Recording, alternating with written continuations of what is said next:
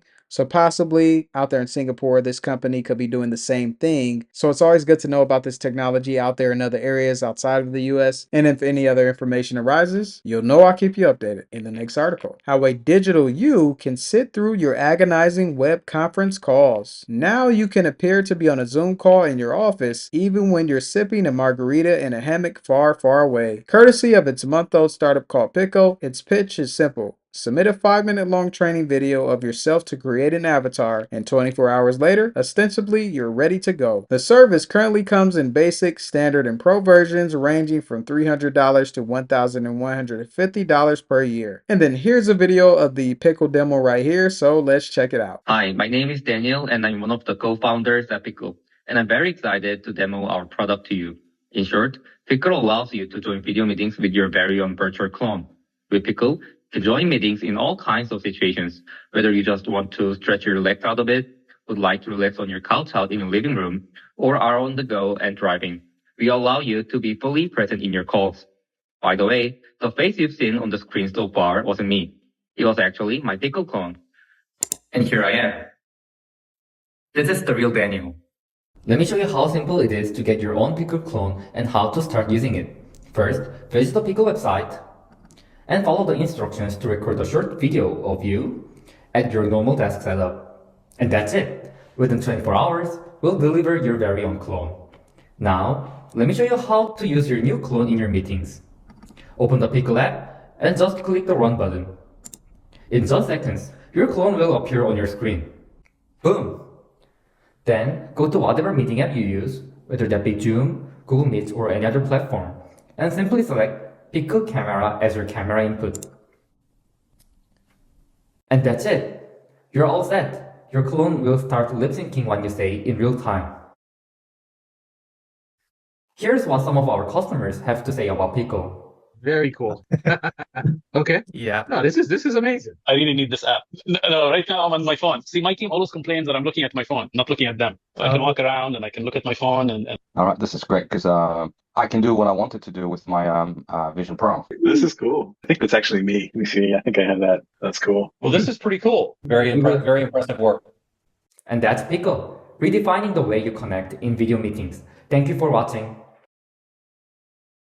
All right, so this is more clone avatar technology. So I talked about this in a previous video related to AI avatars and having an avatar version of yourself. So it's really starting to look like this is going to pick up even more. And then now people are going to start to use it where they might want to go on a run, but they have to go to a meeting. So they'll have their digital clone go to the meeting. But an interesting thing about having that digital clone go to the meeting is that digital clone may say some things that could be related to what you normally say, but be a lot better or completely different. Also, for some reason, it's starting to look like this is leaning into that replacement factor where people are going to put themselves in a position to be replaced by themselves, but a digital version of themselves. So even though I don't want to think that way, it's always important to have that perspective because we don't know how advanced this technology can become. And then with this type of technology, they can create so many different versions of your AI avatar. And who knows, those different versions could be a lot better than you are at that current point or any version that you would try to become. So that was some of the latest news when it comes to the world of technology, but this is why you should be here so that way you can stay informed. And in order to continue to do that, you should like the video, subscribe, and then check out these two videos right here